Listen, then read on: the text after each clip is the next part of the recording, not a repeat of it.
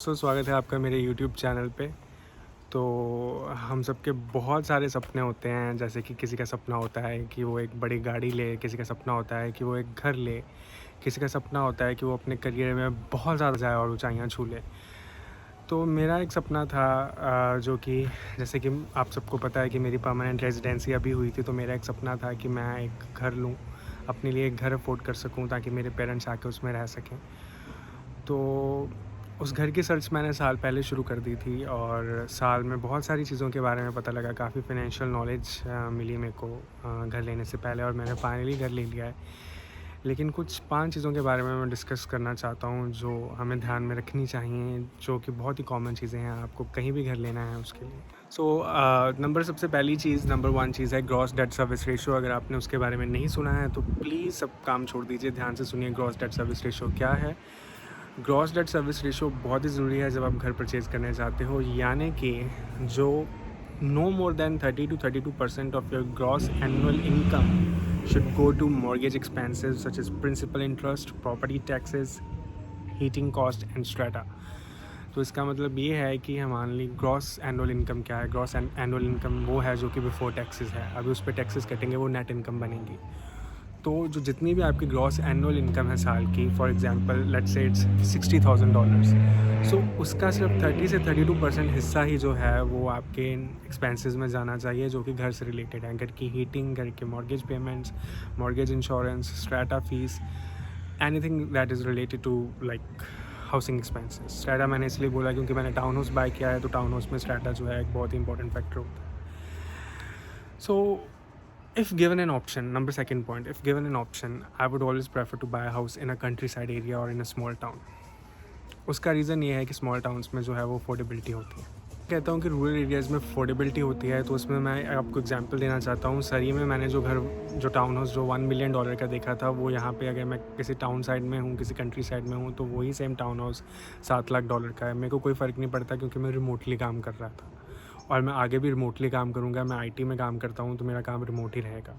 इस चीज़ से मेरे को कोई फ़र्क नहीं पड़ता। लेकिन मुझे नेचर पसंद थी, मुझे कंट्री साइड में रहना पसंद था, क्योंकि I wanted to live closer to nature. And यहाँ पे बहुत ज़्यादा फ़र्क था, क्योंकि जो रूरल एरिया में है, इसको मैं रूरल एरिया नहीं बोलूँगा क्योंकि ये गलत होगा, इट्स अ स्मॉल टाउन। तो ये जो स्मॉल टाउन एरिया था, सरी की भीड़ भड़का नहीं था सरी जैसा यहाँ पे।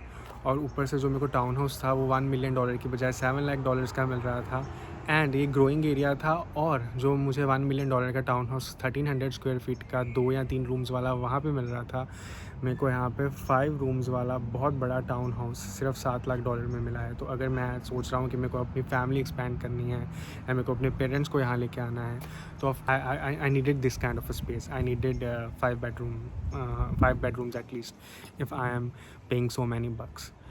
तीसरा, आज की जो मार्केट है वो बहुत ही वॉलेटाइल मार्केट है। बैंक ऑफ कनाडा हर महीने बैंक ऑफ कनाडा जो है वो इंटरेस्ट रेट्स अपने इंक्रीज़ कर रहा है। तो ऐसे में जब मुझे मॉर्गेज लेने जानी है तो मैं ये रिक्वेस्ट कर सकता हूँ। मेरे को इस फ़ीचर का लेट पता लगा था, लेकिन थैंकफुली एंड में मेरे को यही फ़ीचर मिला। मैं ये फ़ीचर ले सकता हूँ जिसमें मेरी मॉर्गेज पेमेंट है वो फिक्स्ड है। फिक्स्ड मीन्स वो फ्लक्चुएट नहीं हो रही इंटरेस्ट रेट के साथ। मेरे फॉर एग्ज़ाम्पल अगर इंटरेस्ट रेट बढ़ गया है तो मेरी मॉर्गेज पेमेंट सेम ही रहेगी पर मंथ की, लेकिन मेरे प्रिंसिपल में कम जाना शुरू हो जाएगा और इंटरेस्ट में ज़्यादा। तो मीन्स फिक्स्ड आप मॉर्गेज अपनी करवा सकते हो 5 साल के लिए। 5 साल बाद market, you never know market कैसी हो 5 साल बाद, तो उसके बाद आप रीनिगोशिएट कर सकते हो अपने लोन के टर्म्स, जिसमें कोई प्रॉब्लम नहीं आएगी। लेकिन अगर मैंने वेरिएबल करवाई होती जो हर एक इंटरेस्ट रेट फ्लक्चुएशन के साथ, तो मेरी पेमेंट भी बढ़नी थी, और ऐसे ही मेरी दिमाग में टेंशन भी बढ़ती कि आज अगर मेरी पेमेंट 3,000 है तो कल interest rate 50 basis points bank of Canada ने बढ़ा दिया है तो वो 3500 हो जाएगी, तो 4,000 हो जाएगी। ऐसी ये सब चीज़ें। और चौथी बड़ी और इम्पॉर्टेंट चीज़ ये है कि प्री इंस्पेक्शन हर एक घर की बहुत इंपॉर्टेंट है। बहुत ज़्यादा लोग इस चीज़ को इग्नोर कर देते हैं, लेकिन प्री इंस्पेक्शन जो है $400 से $600 में होती है। अगर आप बार्गेनिंग करने जाओगे मार्केट में, डिफरेंट आप प्री इंस्पेक्शन कंपनीज़ के पास जाओगे, तो 400 से 450 में आपको प्री इंस्पेक्शन हो जाएगी। लेकिन बहुत ही इंपॉर्टेंट है, घर में जो मोटे खर्चे होते हैं वो बच जाते हैं, क्योंकि as soon as you enter into the house आपको नहीं पता होता, लेकिन कुछ ऐसे मोटे खर्चे जो खड़े होते हैं जो आप फिर अपने रियल्टर को कह के अपने सेलर के साथ जो है वो रीनिगोशिएट कर सकते हो। वो ज़्यादा मोटे खर्चे बच सकते हैं। हमारे केस में जो ओवन था, जो माइक्रोवेव था, वो पूरा ख़राब था, उसका हैंडल नहीं काम करता था, तो माइक्रोवेव वाज़ नॉट वर्किंग। तो $500-600 हमारा उसमें, हमें सेलर ने जो है नया माइक्रोवेव लेके दिया, तो $500-600 हमारा उसमें बच गया।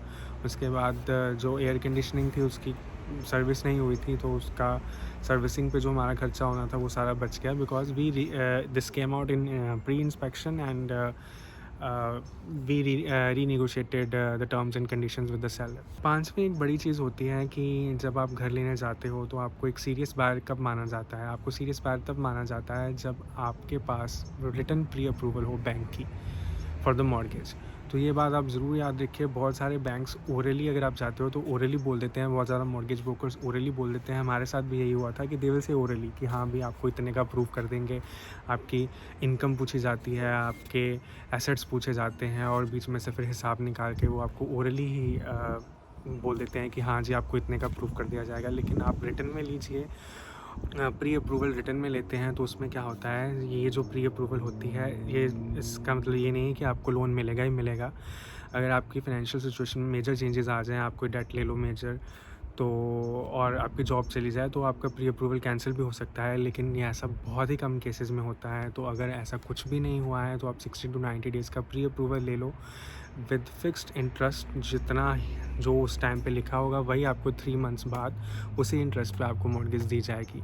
क्योंकि हमारे साथ ऐसा ही हुआ था कि हमने बात चल रही थी जब, तो उस वक्त कुछ 3% इंटरेस्ट रेट था, तो हमारी पेमेंट्स कम आ रही थी। अगले दिन इंटरेस्ट रेट बढ़ गया और हमारी प्री अप्रूवल नहीं थी। जब हम अगले दिन उसके पास गए तो उसने कहा मॉर्गेज ब्रोकर करने के, आज तो इंटरेस्ट रेट बढ़ गया है 50 बेसिस पॉइंट्स, तो $200 आपकी पेमेंट ज़्यादा जाएगी।